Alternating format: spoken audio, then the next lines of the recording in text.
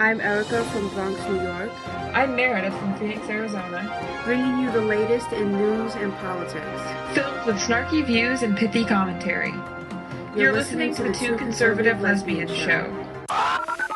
Welcome back, you guys. It's 2015, and Meredith and I are back for another round of lovely politics and lovely news that I'm sure will be happening, as has already been happening in the last 11 days. There's so much that has been going on. It's crazy. We probably should have come back a little sooner had we known that all hell was going to break loose across not only the United States, but the entire world. I know. It's been a really, really crazy beginning to the new year. Kind of a bloody beginning to the new year, actually. Yeah, I mean, we have no hearts and flowers. We have no hearts and flowers stories to bring you guys whatsoever. No, the entire theme of this first episode of this season is pretty much just violence and crazy people killing people for no good reason. Yeah. That basically just rounds it out. So I guess we can start at home and then work our way out. It sounds like a plan to me. Okay. And you can't get closer to home than in the Bronx, where well, closer to home for you. Right. Let's start with the East Coaster, and this is kind of old news, but not really, because it just happened, like a week ago. 2 NYPD officers were shot and wounded in the Bronx. And I've been trying to find out where specifically in the Bronx, but they've been very secretive about where exactly this happened in the Bronx, because I would love to know where. But I haven't been able to find that information, like exact, neighborhood in the Bronx.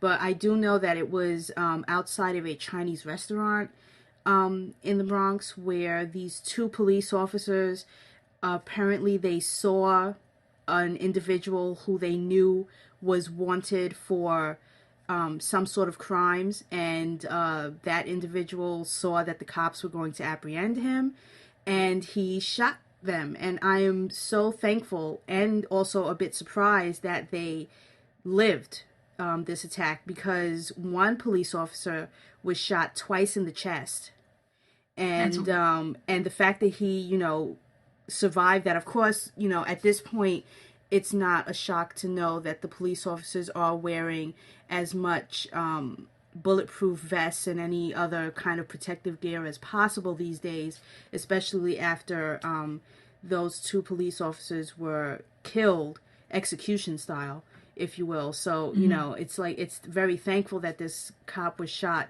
twice in the chest and will live to tell the tale. And his partner was shot, I believe, once in the leg and once in the arm, which is, no better than being shot twice in the chest. You don't want to be shot at all. But as far as I know, the person who shot them is still at large. As far as I know, they have not caught the person who shot the 2 police officers. That's just, it's crazy. And they are having so many problems there in New York City right now. It's not that New York City has ever been a zero crime area, but I get the feeling that crime is going up since de Blasio took over. It is, especially since one of the main things that he did was to dismantle and take away the power from the police department, in a way of trying to give it back to the people in his view as being a positive thing. But it really wasn't, because it only just told the gangsters and the drug dealers that they would have free reign over the streets of New York, because he was pulling back on how police officers can do their job, especially when it came to stop and frisk. That was one of the main things that Bloomberg kept, that Mayor Rudy Giuliani put in place after 9/11, and after there was such an increase in crime. Stop and frisk was one of the main, if not the only reason why we've had such a decrease in the last decade of crime in New York and all the boroughs. And now you've got de Blasio, where the police officers are turning their back on him. And I say, you know what? Good for them. He does not deserve any form of respect. I am so surprised that he had the nerve to go to the two, not only go to the two funerals of the police officers after the entire force signed a petition saying that they did not want him attending any of their funerals ever, that he not only attended but then gave the eulogy at both. It's like, why? Who are you to know these two men, to think that you are qualified to give the eulogy? Like, that is such. He said it was a slap in the face for the cops to turn their back on him when he gave the eulogy. It was a slap in the face to the families, but it was a slap in the face to the families for him to have given the eulogies to begin with. But anyway. Yeah, I think that's true. He has a lot to answer for at this point, and it's just I have a feeling it's only going to get worse before it gets better at this point. And he's not I going to don't think resign. he's going to. No, he's not going to resign, and he's not going to change. And I maybe don't think he's quite as narcissistic as Obama, but he's narcissistic enough to think that he can do no wrong, and that's a very serious problem for a leader. If you should be able to understand when you've made a mistake and fix it, and I don't think he has that ability anymore, or ever, more than likely. Right. So let's But move on to the West Coast, because there's something that happened on your, not necessarily in your area, but as far West Coast as you can get. Well, not as far West Coast. This was in comparison to me. Yeah.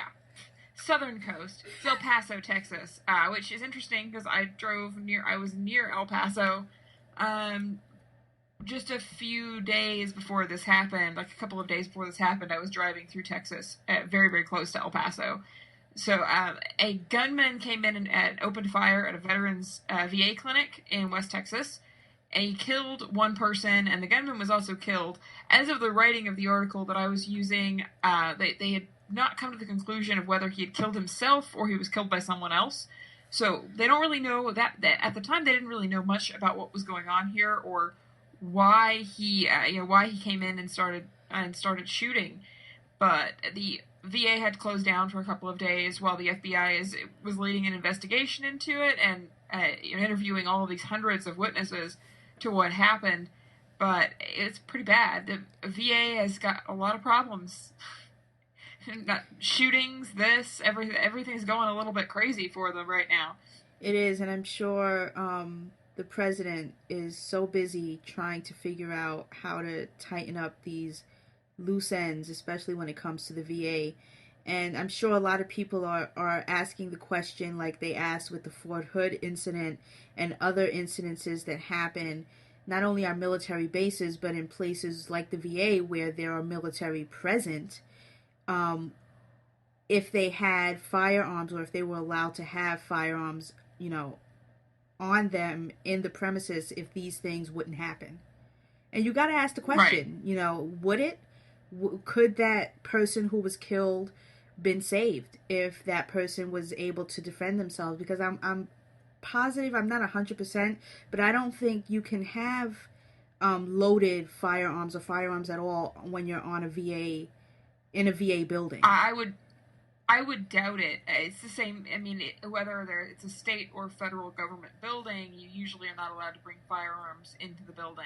And I think the VA clinic does come under both federal and state government building codes in that way. So it's definitely a question as to whether that might have saved the person.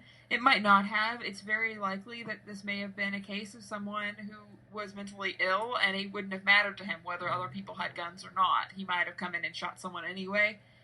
But it's a bad and tragic thing that happened. It shouldn't have happened, but these kind of things happen sometimes. Right. And okay, so let's speaking of other tragedies. Right. In other parts of the globe. Now we can leave the United States for a minute, and I'm not sure where should we start. Well, as far as timelines go, I guess we should start with the attack in Paris and move our way out. Okay. But I think everybody knows at this point that there was an attack on the offices of the Charlie Hebdo satirical newspaper in Paris, and 12 people were killed by terrorists that apparently Al-Qaeda has of of yesterday taken credit for the deaths there, that they were helping these men plan this attack. So they came into the Paris headquarters of this newspaper and shot 12 people. They got into the building by threatening the child of one of the workers who was outside of the building at the time and was forced to go inside apparently with them, and made her open up the doors for them, get them past the security codes, and get them into the building. And this is a sign right here that the French administration needs to start cracking down, and I think that they will now start cracking down on this sort of activity, these kind of terrorist activities, and cracking down on these no-go areas in France where they're not allowed for police to enter these areas because they're being run by Islamic groups, and it's a little bit crazy. It's how do these people have their own country within France? I don't understand how this works.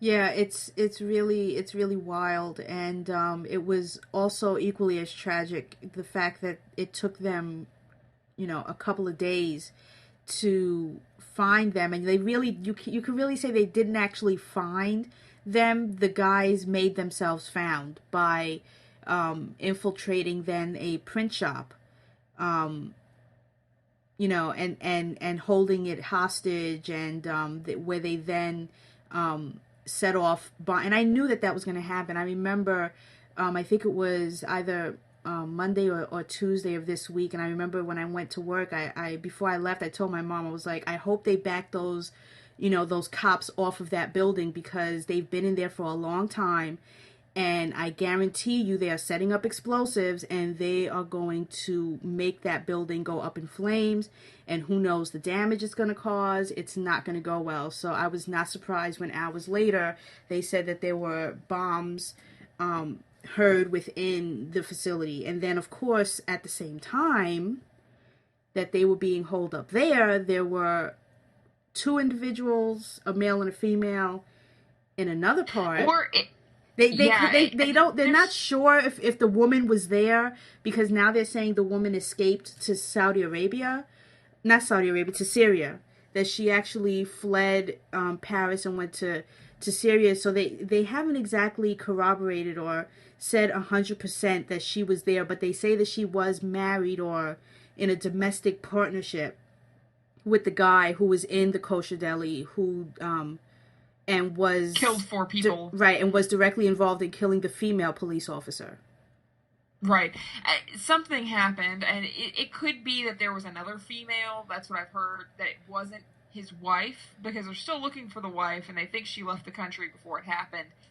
But since there were witnesses that say there was a woman involved, it may have been someone else.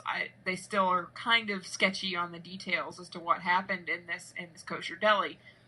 It's just part of this that bothers me is that this is not the first time that Jews have been targeted in France by both European neo-Nazi types and by Muslims. France has a horrible anti-Semitic problem. There's a huge number of people in France who hate Jews.